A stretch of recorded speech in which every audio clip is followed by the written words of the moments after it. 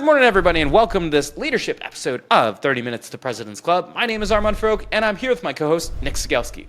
And today, folks, we've done this a couple times recently, where we've gotten a lot of requests for more of the Nick and Armand only episodes or the Mark and Mondo playbook episodes. And so this is another one where Nick is going to interview me on how to run a kick-ass tape review in sales. Nick, why should people listen? Great episode, top to bottom, on how to run a tape review that doesn't suck. We talked about everything as to why you should do them in the first place, because they do take some time, where you should get the tapes, and which tapes you should choose, how you set up the board and have the rep introduce the tail of the tape before you actually get into the review, who drives the screen share, other things you're actually showing during the tape review, because you're not spending the whole time in the call recording. And then you talk about the different types of questions that you can ask to work the room of your reps to get them actually engaged. And then we talk about how you layer sales methodology and the discovery trees that you've built on top of the tape review, which I thought was the most compelling part of this episode.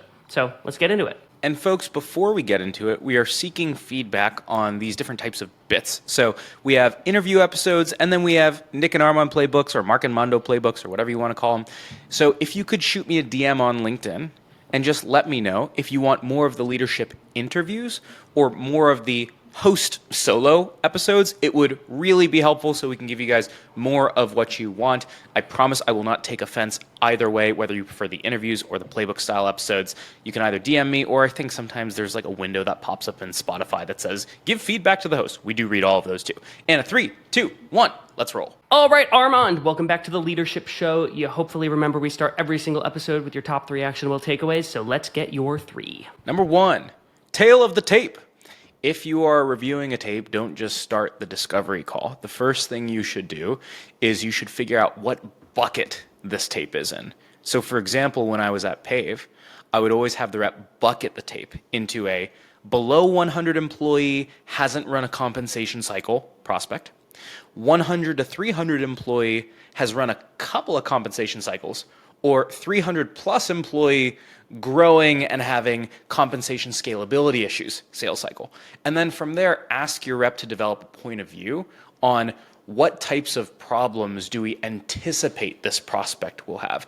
And what that does is you give yourself a hypothesis going into the tape of a problem that you can prove or disprove instead of just wandering into every single discovery, assuming you're going to take the same Blaken approach you take for every single prospect out there. Amazing. What's number 2? Number 2, 3 types of questions you can ask your team in a tape review.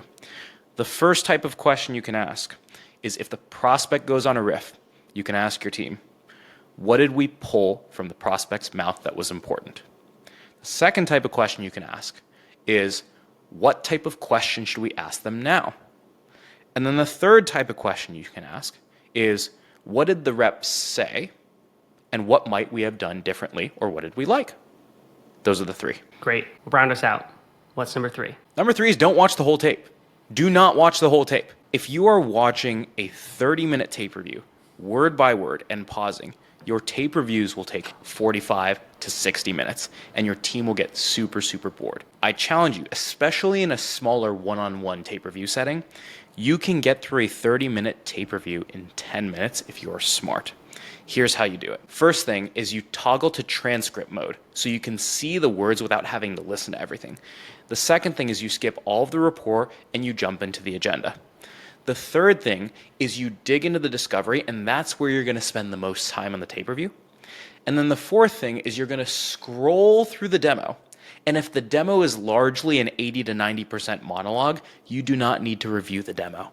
All you need to do is give them the feedback that they're not asking enough questions throughout the demo, and then jump right to next steps. So you check the agenda, you go deep on discovery, and then you jump to next steps if there's no meaningful back and forth in the demo. Why do you even do tape reviews in the first place, Armand? You've got so many other things on your plate as a sales leader. The reason it's important is you can explain concepts to reps all day. I can talk about the best cold call opener. I can talk about the way to set an agenda. I can talk about the right time to ask a question in theory. But then once you actually get into the game, there are a million ways people can screw up the timing of the question. So I might be teaching people how to ask a certain story-based question. I might say, if you want to turn a problem into story, you might ask your prospect, When was the moment you realized that that was a problem? But if a rep asks that question at the wrong time, it's not a good question. The other thing is they can screw up the tone of it. And so by seeing your best reps time the questions the right way and time them with the right tone, it brings it to life for your team and it makes it very, very real for your team. But it also allows you to make sure that your reps understand the context around the concepts. Yeah. Okay. So question for you is, where are you actually getting the tape that you choose to review? Because your team is having all sorts of discovery calls, demo calls, et cetera, throughout the week, but it sounds like you're only reviewing one call and not even that entire call in there. So are you picking from your best performers to model off of them? Are you picking from like a mid performer to show some good and bad? Are you picking a dumpster fire of a call to give a ton of coaching and feedback? How do you choose which call? And then where do you actually get it? There are two ways that I will get calls, and then I'll cover what types of calls you should look for. So I used to be VP of sales, and I had a series of sales managers rolling into me. And so I would have managers running tape reviews with all of their reps on a weekly or bi-weekly basis. I wouldn't be running one-on-one tape reviews with all of these reps. I would have the managers bring the best tapes into my monthly one-on-one tape review with each of the reps. So every single month I would do a tape review with the reps as well. So I could certify them and give them a little bit more one-on-one coaching and make them feel like this is an important part of the sales team ritual. So between those two rhythms, the best tapes would oftentimes float to the top. And so by the time we're actually watching the tape as an entire team, I've usually already seen the tape, or the manager has usually already seen the tape, and that also allows me to skip around and summarize much more quickly, and I know it's a good tape. That's the ideal way to get a tape. But the reality is that doesn't always happen. And so what I'll usually do in the other scenario is, let's say we're really focused on asking impact questions, or we're really focused on multi-threading, or we're really focused on nailing a certain competitor. I will ask the team or specific reps who are good for tapes related to that topic. I think there's some value in reviewing dumpster fire tapes. I think that value is best had in a one-on-one environment, not in a team environment, because sometimes your team will be picking up these really bad habits, and you'll have like SDRs in the room and they'll be like, oh, this like mid-market AE asked this question, and I oftentimes have to say, no, don't do that. And so let the big tape reviews be the good tapes, and then for the small one-on-one tape reviews, then you can critique and have the worst tapes. Okay, so that actually brings me to this one other point, which is there's two types of tape reviews it sounds like you're doing. You're doing one where you've got your Friday team tape review where you're picking one of the best calls of the recent period and you're using that to model behavior for the whole team. Then what you're doing is you've got a separate rhythm where managers are meeting with their reps and they're reviewing that rep's tape. And that might be a good call, it might be a bad call, but it is their call. And that's in a one-on-one format. Talk to me about the one-on-one format and some keys to success related to that, knowing we're going to spend most of the interview on the big team tape review. Yeah. So the key is that, again, the manager is the one who's running most of the weekly and the bi-weekly tape reviews. And ideally, they've been giving coaching to their reps every single week, working on the different focus areas of where they've struggled. And they're doing this in context of what I call the 3 levels of selling. And so this was our version of a certification program where we would essentially have 3 levels to selling mastery in any given domain. So for example, the 3 levels to discovery mastery, where the first level was, did you get the parts right? In other words, did you set an agenda, ask questions to find one problem, and did you set next steps using the 5-minute drill? Until you did those 3 things, I'm not going to get all fancy and cute with the types of questions you can ask. Like you forgot to set an agenda. Like it's not even worth getting into the level 2 stuff. The level 2 stuff gets into the style of how you execute those things. And so did you time the question the right way? Was there a way that you could have softened that impact question? Could you have maybe leaned in with your tone a little bit when you were asking what would happen to their business if they weren't able to do this thing? That's your second level. The third level is the hardest, and that's the advisory level or the challenger level. And that's when you can get problems or you can get a self-diagnosis from a prospect. But if they're wrong, you can actually educate them or push them as an industry peer. And that requires the parts mastery, the style mastery, but also the extreme industry expertise.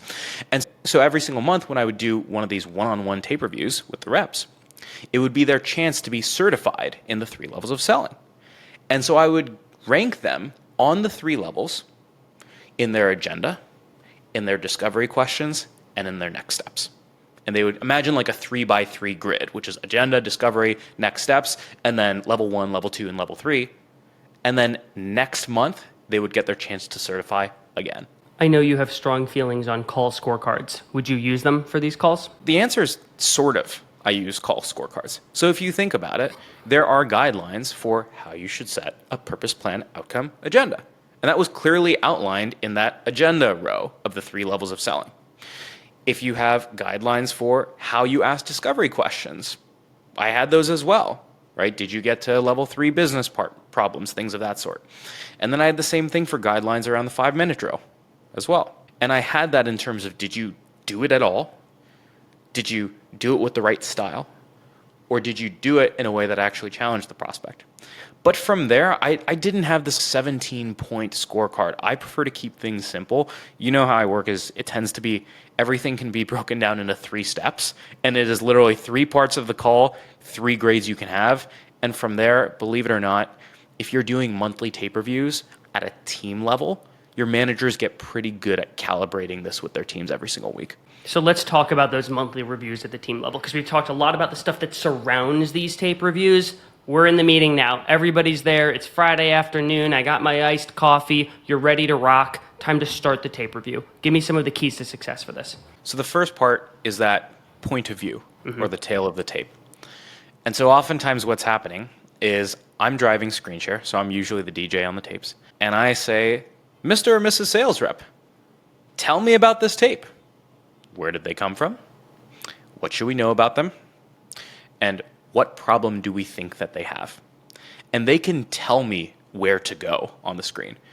So I'll have reps being like, okay, go to the close loss opportunity. You can see that we lost this deal in the past due to this. Now go over to their LinkedIn. You'll see that they're growing by this much. That means they're probably really hiring a lot, and they're talking about how much their equity is growing in their hiring narrative. And so I think that's one pain track that we could possibly go down. But what you'll find inside of the tape is that actually wasn't true. And that's usually when you click go. So give the rep a chance to build their point of view in public, and then let your team opine on that point of view and see, is there anything else that we would like to know about this prospect? Keep that really short.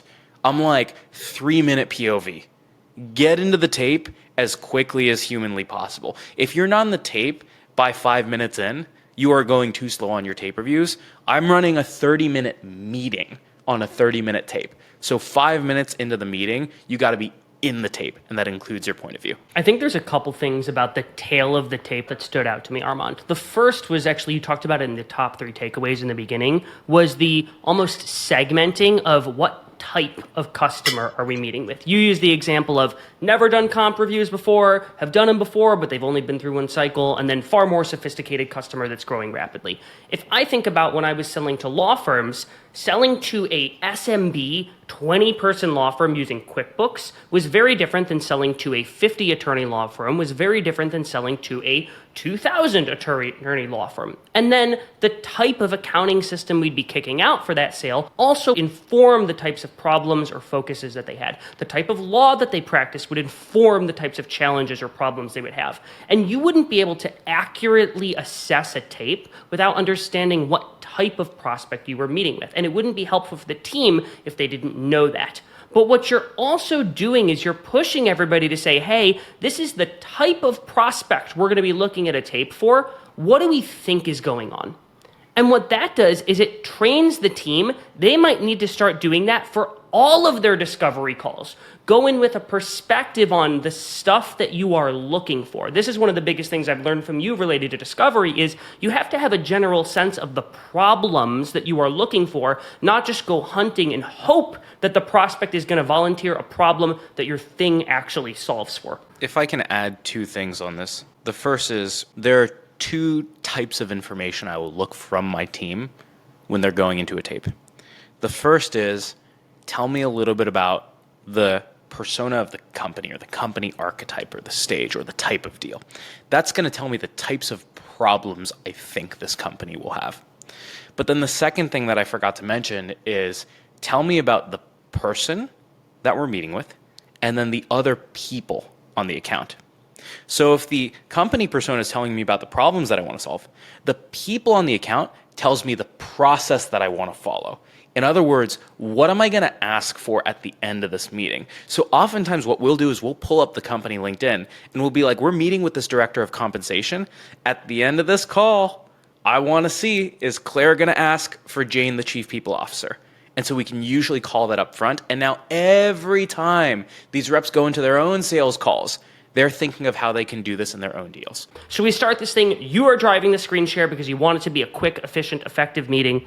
You talked about skipping some of the upfront bonding and rapport. You're using the transcription. You generally, it sounds like you start at the agenda, or do you have the rep tell you where to start the call at? I will usually just jump right into the agenda and I will skim the rapport. And I'll be like, looks like you talked about some reasonably intelligent business rapport, not about the weather, but I don't really need to listen to all of that on the front of the call.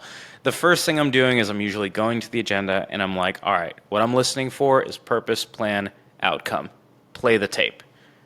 Did they come with a purpose for the call? Did they come with a plan for the call? Did they come with an outcome for the call?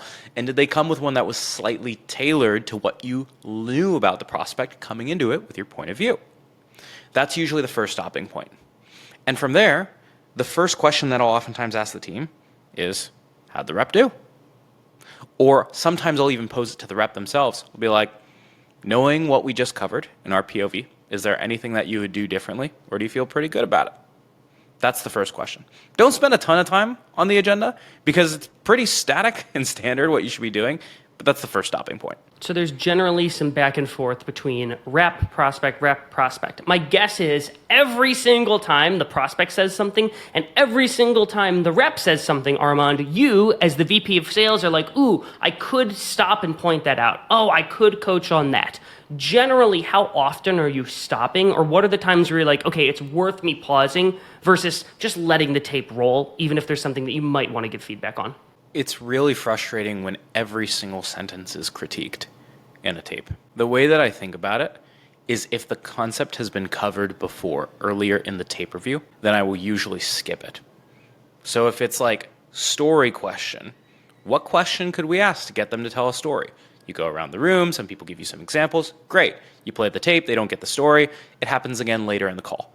I will usually summarize the takeaway at that point. I'll be like, and if you remember earlier, we talked about one way to get a story would be this. I think this would be another good time to use that. I'm not going to go around the room right this second. Let's keep the tape rolling. But notice that this came up again. And so I'll call it out, I'll summarize, but then I'll keep moving forward through the tape unless it's a new concept.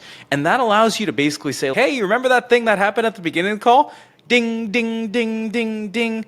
It's happened 4 times throughout this call, but I don't need to have the entire team rehash and beat a dead horse on the same part of the tape review. So you talked about 3 main places that you'll stop, or 3 main types of questions you'll ask. The first one was evaluate how the rep do.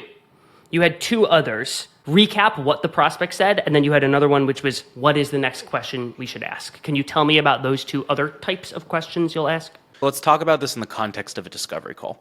So we got through agenda. First question, why'd you take the call? Almost always, listen up folks, this is really important. Almost always, this is when the prospect will give their first important riff. So they'll say, why'd you take the call? The prospect will start saying, oh yeah, we've always thought about doing total reward statements. You know, our compensation process is a little bit unscalable. It seems a little bit antiquated that it's on spreadsheets. We don't need to solve the problem, but I wanted to learn more. First thing I'm doing is I'm actually switching screens and I'm pulling up our discovery trees. Whatever your sales methodology is or whatever it is, for us, we would have situation, problem, and impact. And so I would pull up the discovery trees and I would be like, all right, someone plot me on these trees. Where did the prospect drop us in our discovery trees? And did they drop us in a situation where they're doing comp planning on spreadsheets? Did they drop us right into a problem where they said our comp planning process is unscalable? Did they drop us into impact, which is we're losing tons of people because of our equity program? And so you can now take the methodology that you've already rolled out in your discovery, and before you just start peppering your team with random discovery questions, you can orient them around where the prospect dropped us in our discovery flow. And now this starts to get everyone on the same page together, thinking about, oh, this is where we are in our discovery flow. That must mean the next question should be this. So you orient them on the flow, and then you ask the team, what was important based on what the prospect said? Where did they plot us on this tree? And then the next question you ask the team is, awesome, if we want to pull them deeper into the trees, or if we want to pull them from situation down to problem, what's a question we could ask to pull them from situation down to problem? Damn, man, that is really, really powerful. What I'm hearing is you're literally layering your methodology over the real world interaction that your prospect, or rather your rep, had with the prospect. And what you're doing is you're saying all of the theory, academia, whatever you want to call it, that we've been talking about and training on, let's actually pull this up and show, where are we in this right now? What's actually going on? And that makes it far more real, and it helps orient your team around, what might I need to do here? Exactly. The other thing that is really helpful here is a lot of people think discovery is a pure art. It's not a science. And people will come up with a lot of random questions. But this allows you to really taper, what question do we want everyone thinking about? So let's give a more tangible example. Let's say that someone dropped us into a problem, and they said, our compensation planning process takes a lot of time. I know that that's not a business impact that's going to sell this deal. The business impact that's going to sell this deal is our compensation process takes a lot of time, and we spend so much time in these spreadsheets that we're making compensation mistakes. And compensation mistakes are how you get written up in Business Insider. So team, what question could we ask to get them from compensation takes a lot of time to compensation mistakes? And you're going to hear all types of questions. You'll hear humbling disclaimers where you can say, I guess this is an awkward question, but is it all right? Or you'll get the rep that asks in a little bit of a cringy fashion. You'll get someone who tries to trade a story in exchange for a story. And so there are a million different ways you can navigate from problem to impact. And this is what allows your reps to develop their different styles of questioning, is you might hear 4 different types of questions across the room that all accomplish the goal of getting the prospect from problem to impact. So what I'm hearing, this reminds me of something that I learned from Kevin Dorsey, where KD says, you need to determine what you need the prospect to say. In this case for you, Armand, you need them to say, yeah, we are making mistakes with our compensation process. And then you work backwards and figure out, if you know where you need to end up, then you can work backwards and say, then what am I going to ask? And so what you're doing when you layer the map of your methodology over the discovery calls, you say, okay, great. They just said this, which means the next natural thing we need them to say is, we're making mistakes. How do we just get there? And that makes it so much more practical. Okay, I want to ask about some of the surround sound in these. So you've got a lot of reps in these tape reviews. You're generally driving. It sounds like the rep whose tape is being reviewed speaks up a decent amount. You call on people occasionally. Are there other things you're doing to make sure that the whole group stays engaged? Whenever possible, I like to give the rep the chance to replay their own tape before everyone else jumps on. This doesn't happen for every single question. It's not, oh, rep asked this question. What would you have asked instead, Mr. or Mrs. Rep whose tape we're reviewing? But as many times as appropriate, I don't want them to feel like they don't have a voice in their own tape. So I would say at least half of the time, or maybe 40% of the time, I'm going to that rep. But the other parts of the time, I'm usually going around the room and I'm asking. Now, the problem is you have some reps who are really, really yappy, and this is when school teacher me comes out. I will have to tell reps where I'm like, all right, it can't be Nikki this time. Nikki's given us some really good questions. Antoine, what do you think? Alan, what do you think? I will cold call reps and I'll make sure that they're all engaged throughout the room. And this gets everyone to actually pay attention. It is not just whoever speaks up, whoever raises their hand. And you would be surprised how few people were disengaged in these tape reviews because, again, we were skipping around a lot. They were short, and they knew they were going to be called on, so they had to be locked in. One more question, and this sort of goes back to the sourcing of the tapes. Are you picking tapes where there's an active deal right now, or are you picking one where it's already closed, whether that was won or lost? It depends on the goal that you're trying to accomplish. So I think Sometimes it's really, really, really cool when your team has closed a massive deal that you've been working for a couple of months. I won't name logos, but there was one time where we closed a 250K deal, and it was a logo that everyone listening to this show would know about. And seeing how that first discovery call started with an at slash slightly below the line champion and how the rep multi-threaded up in the first part of the sales cycle, it makes it just feel so much more real. Of you never know when you've got a 250K deal in your hands. That's more of like the celebratory thing. I think the more important thing is less like, is the deal open, closed, whatever it is. The more important thing for me is the tape focused on the skill that I need the team to build right now. The reality is you can run a phenomenal tape and lost the deal. You do not have to have a next step on the books for it to be a successful tape. You could have no next step on the books, and that could be the right thing if we've really been focused on DQing bad deals. There was one time where our SMB team was like chasing these 12 employee compensation deals for months. And I was like, you know what we're going to do? We're going to review a bunch of 25 employee tapes as a team.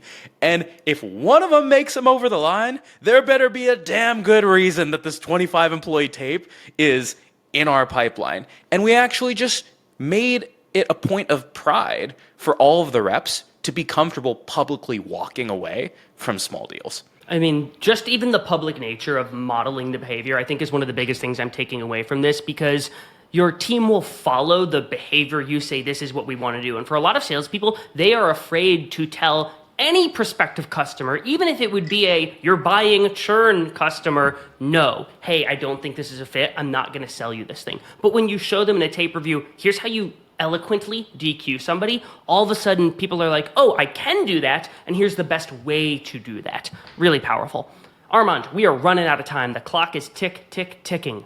I got to move to the final question, which is this. We've talked about great things people should be doing on tape reviews. I want to flip it on its head and ask you, what is one bad habit that leaders have on tape reviews you think they need to break so that all sales teams get a little bit better? Not keeping a Hall of Fame library of all of these phenomenal tape reviews that you're doing. Every single week, someone makes it into that team tape review, and it's a killer tape. Figure out the number one reason it was a killer tape and put it in your best multi-threading tapes folder, or best competitor XYZ tapes folder, or best enterprise tapes folder. When someone joins your team, have them watch one tape in every one of the major folders.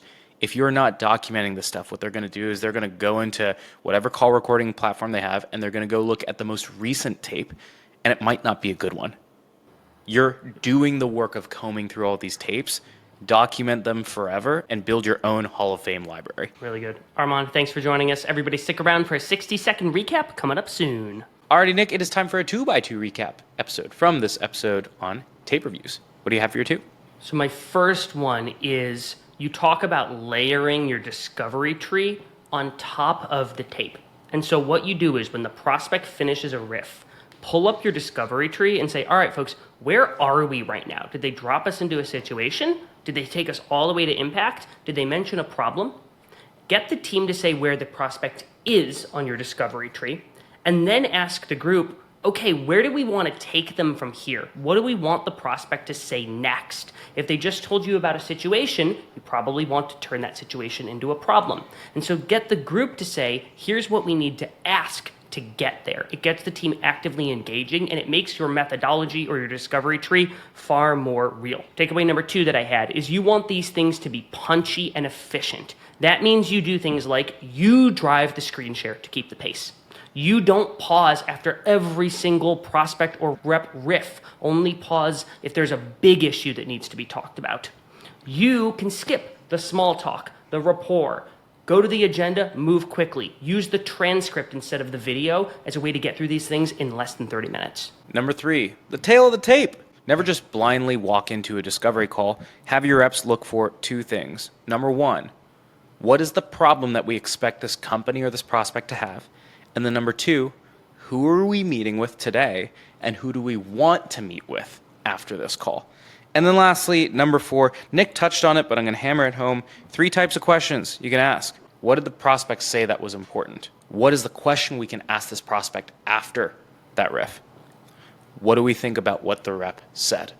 3 places you can stop. Alrighty, Nick, how can people help us out here? So we spent a little bit of time in this episode talking about the idea of a discovery tree or a discovery flow. And if that's not something that you've built, Armand, you were the one that taught this to me. I use this for my sales calls, and it helps me get to problem and impact much, much more efficiently than I did in the past. If you want to build your own, Armand, I know you did a deep dive write-up on how to build your minimum viable discovery flow. There's a link in the show notes. Go check it out. I found it helpful. Maybe you will too. Thanks for listening. We'll see you next week on the show.